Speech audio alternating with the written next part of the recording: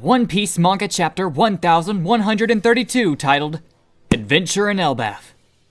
In this chapter, we'll finally find out what happens after the Straw Hats and the Giant Warrior Pirates arrive in Elbaph. We'll also get a closer look at the villages of Elbaph and encounter a shocking note that surrounds the kingdom. So sit back, relax, and watch right till the end of the video. You don't want to miss the mysterious note at the end of the chapter. The cover page of the chapter is the 19th volume of the limited cover story, Oni Child Yamato and the Holy Inari Shrine Pilgrimage. In the previous volume of the limited cover story, Otama, Speed, and Komichio teamed up with Yamato to chase down the mysterious thief. Everyone rushes after the culprit. They refuse to let that person get away with stealing Yasui's katana. This volume continues with Yamato arriving at Udon Castle. For those of you who may not remember, Luffy, Captain Kidd, and Caribou were once imprisoned in Udon Castle. In chapter 1053, Admiral Aramaki arrives and destroys the old prisoner mine located there. Now, Yamato and the group observe the reconstruction as they search for the thief. Otama and the others are still with Yamato, but the thief is nowhere to be found. The chapter begins where he left off in chapter 1131. Finally, the great warrior pirate ship is entering the kingdom of Elbaph. The excitement spreads like wildfire in the tavern ahead. A giant kid named Collon yells as he welcomes the pirates. The bar lady, watching from behind the counter, smiles softly. She's relieved to see the giant warrior pirates have finally arrived. Collon's voice rises in pitch as he rushes outside the tavern. He calls Dory and Broggy aloud, asking them if they would stop for drinks. Broggy gives a big grin and crosses his arms in an X sign. Unfortunately for Collon, this means no drinks today. Disappointed, Collon lets out a loud groan before running back inside to deliver the news. He tells the bar lady that Dory and the others aren't stopping. They're heading straight to the upper levels of the island, but the bar lady doesn't seem too surprised. She knows they've got important guests with them. Besides, when they do stop, it usually turns into a 3-day drinking party. Skipping this time is probably for the best. The lady then hands Collon a basket of food. If he's following the giant warrior pirates to the Sun Realm, he should take this with him. Inside the basket are snacks for someone named Ripley and some food for Collon's dad. Collon excitedly gathers his things, thanking her with a big smile. His face sparkles in excitement as he talks about Dory and Broggy's guests. Shanks had told him before that one of the guests was a newly crowned emperor. As Collon gets ready to leave, Shanks' words echo in his mind. Shanks, with his warm smile, told Collon to remember the name Straw Hat Luffy. Finally, Collon finishes packing up. His feet are tapping energetically as he lets everyone in the tavern know he's heading out.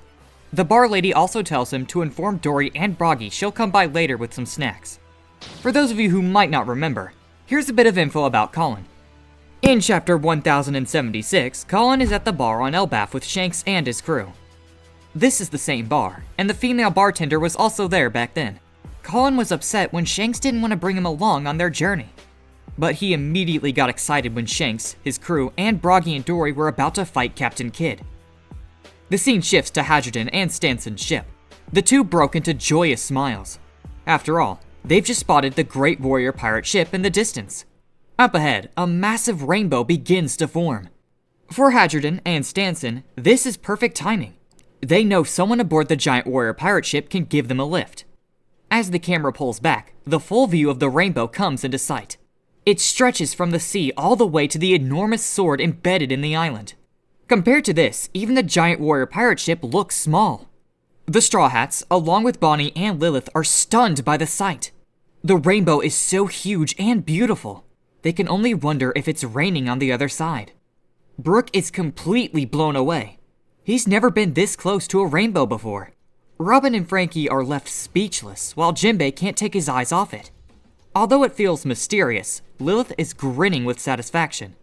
None of them ever imagined seeing a rainbow at such a close angle. Bonnie is practically bouncing with excitement. Her eyes are sparkling like a kid seeing something magical. Broggy then shows them a shining piece of block. He calls it a sunstone painter and explains that the rainbow was drawn with it. For Broggy, creating a rainbow is nothing out of the ordinary. Frankie and Jinbei, however, are shocked.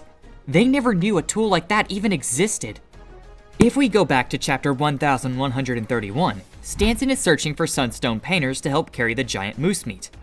Now, we finally learn its true purpose is to draw the Rainbow Bridge. Stanson and Hadrian's shortage of sunstone painters has also been resolved. Back on the giant warrior pirate ship, a crew member excitedly informs Broggy and Dory that they're nearing the base of the mountain. His voice trembles with excitement as he signals the next phase of their journey. They're going up. Broggy and Dory walk over to the Straw Hats and the others. Broggy casually suggests that everyone should hold on tight. Any moment now, the ship is going vertical. In the next moment, the ship's center of gravity shifts and everyone hurries to grab onto something. There's not even time to prepare, and Robin cling to each other, shutting their eyes tight as the ship tilts upward. As the giant warrior pirate ship begins to climb, Dory and Broggy explain what's happening. They reveal that the village they're heading to is at the top of the treasure tree atom. Crossing the rainbow is the quickest way to directly get there. Once they arrive, they will hold a big party. Unfortunately, that's not the kind of explanation Frankie and the crew are expecting. They always thought rainbows were just light refractions. How is the ship sailing on top of one? Dory and Broggy flash a wide grin as they clear up the confusion. The two burst into laughter as they taught them some Elbaph common sense. Rainbows are meant to be crossed.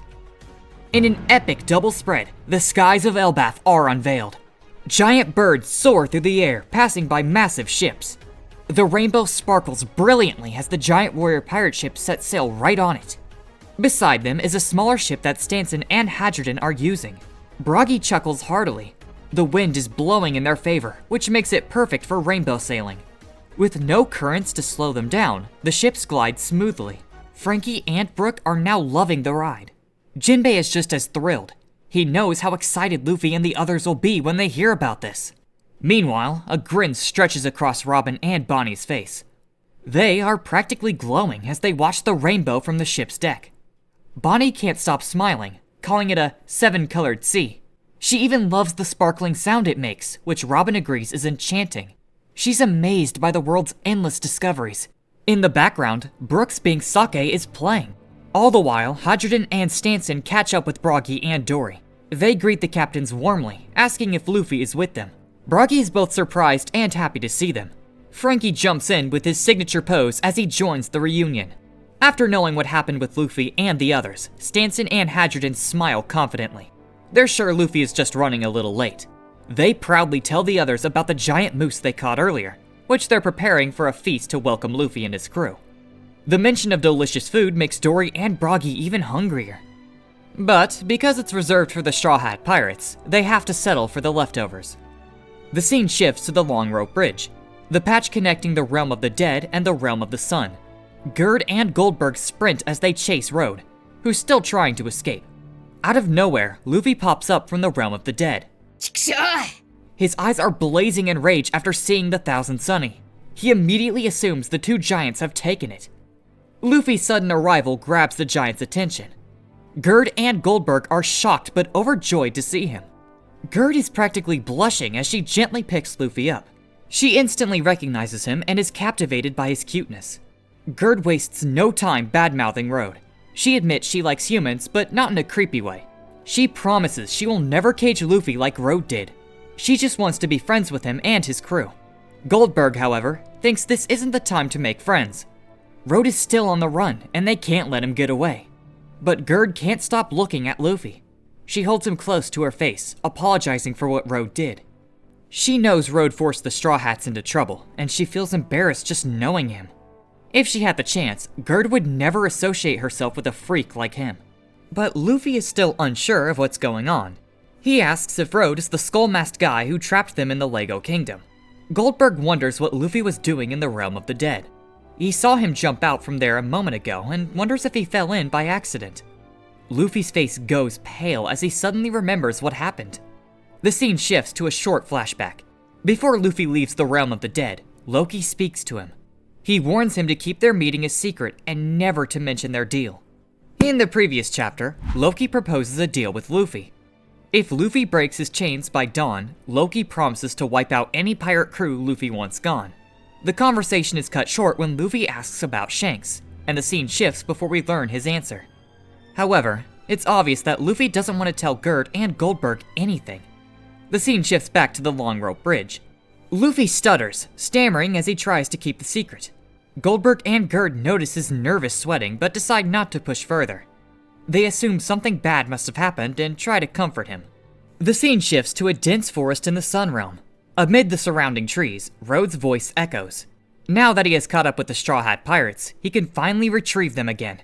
Eyes wide with fear, Nami and Chopper glance at Road. The two freeze as they see him closing in.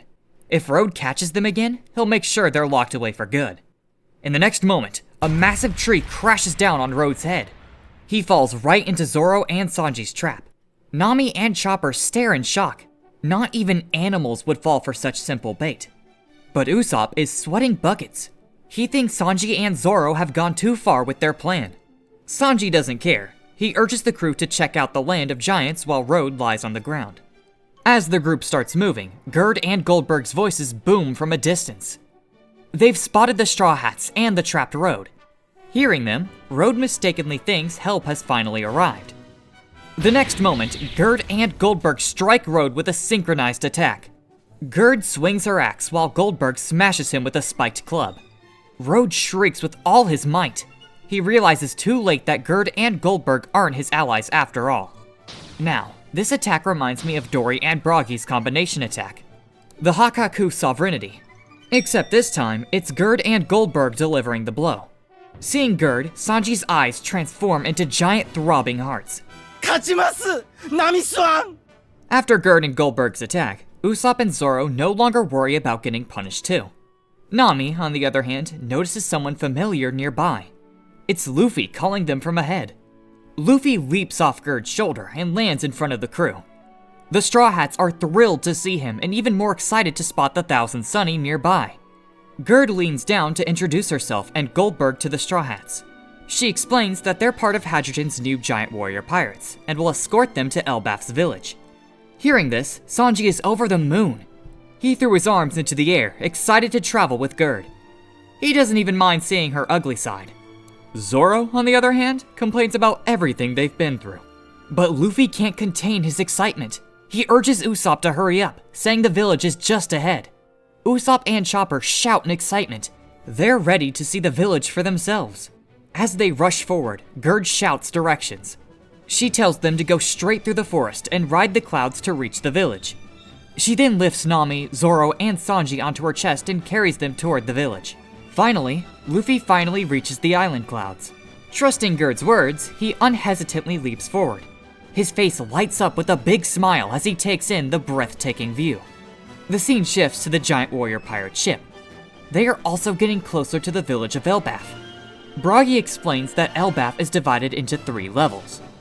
The Realm of Heaven at the top, the Sun Realm in the middle, and the Realm of the Dead at the bottom. Dory adds that most of the villages are in the Sun Realm. He points ahead, urging everyone to look at one of the massive villages in the distance. Robin's eyes light up with joy as she takes in the view. In a stunning double spread, Dory and Broggy's village is revealed. The homes blend perfectly with nature, built from large tree branches and natural materials. The island clouds drift lazily through the village, and the towering trees even dwarf the giants of Elbaph. At the center stands a majestic castle, resembling the Big Stein Castle from Road's diorama. Luffy and the crew can be seen on one of the island clouds, shouting in excitement at the sight before them. As Luffy and Usopp take in the stunning view, a memory from Little Garden comes rushing back to them. It's the promise they made all those years ago. A wave of pure joy washes over Luffy. His smile is bigger than he ever realizes. Beside him, Usopp can't hold back his tears. They're streaming down his face, overflowing with happiness and pride. In chapter 129, Dory and Broggy help the Straw Hats leave Little Garden by taking down a giant sea monster. The Going Merry continues its journey as Broggy and Dory blast through the beast with Hakaku Sovereignty. Thanks to their help, the Straw Hat Pirates are able to sail peacefully. Inspired by the might of the giant warriors, Usopp and Luffy make a heartfelt vow to one day visit the fabled kingdom of Elbaph. As we witness the range of emotions among the Straw Hats, Bonnie, and Lilith, a note overlaps the scene. The note welcomes them to Elbaph. Its author expresses that no words can truly capture its stunning beauty and immense grandeur. He calls it the Kingdom of Warland, located on the massive island of Elbaph. Or, as it's better known, Elbaph, the Land of Giants. As the note continues, the giant warrior pirate ship begins to descend from a rainbow. Frankie, still aboard, is shocked to see Luffy and the others standing on an island cloud. Just days ago, they were searching for the rest of the crew. Luffy bursts out laughing, his relief and joy spilling over as they finally reunite. But the laughter quickly turns into shock. Luffy, Usopp, and Chopper's features left their faces in disbelief as they looked at Frankie. Are they really riding on a rainbow? Yet, the three can't wait to give it a try themselves. The note goes on to describe the wonders of Elbaph. From its towering trees to the gentle flowers, from the sea to the sky and land, everything on this island is so huge. It's truly breathtaking. For adventurers, turning away from this marvelous place would be a great loss. But the writer also leaves a cryptic warning. If anyone dares to set foot on Elbaph's vast and mysterious land, they should be prepared for what lies ahead. As the note continues, the scene shifts to a dense forest. A shadowy figure walks calmly, paying no mind to a massive bear watching him from a distance. The figure's spiky long hair and Wano kunai hat make him stand out. However, his identity remains a mystery. The note ends with more caution. It speaks of the dangers hidden within Elbaph and leaves readers with one final piece of advice. If there's one thing he could write from this enticing nation, it would be this: do not linger there for too long. The writer of the note is revealed to be Louis Arnott, the famous explorer and author of the Bragmen. What a chapter!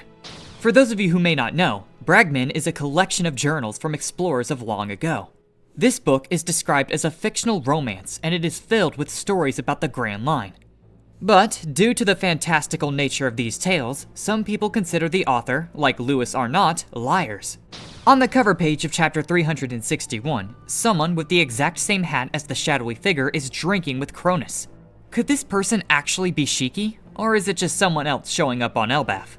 If we also go back to chapter 1124, a mysterious silhouette is seen waiting for the Straw Hats and the giant warrior pirates. Are they the same person? This brings us back to Louis Arnott's note, which raises even more questions. What do you think he meant by what he said? Could Elbaph actually be dangerous? Here's where things get even more interesting. Back in chapter 115, Nami was shown to have a copy of Arnott's book. She used it when the crew landed on Little Garden, and it helped her remember that Little Garden was a land of giants. Could she have read something in that book about this part of Elbaph too?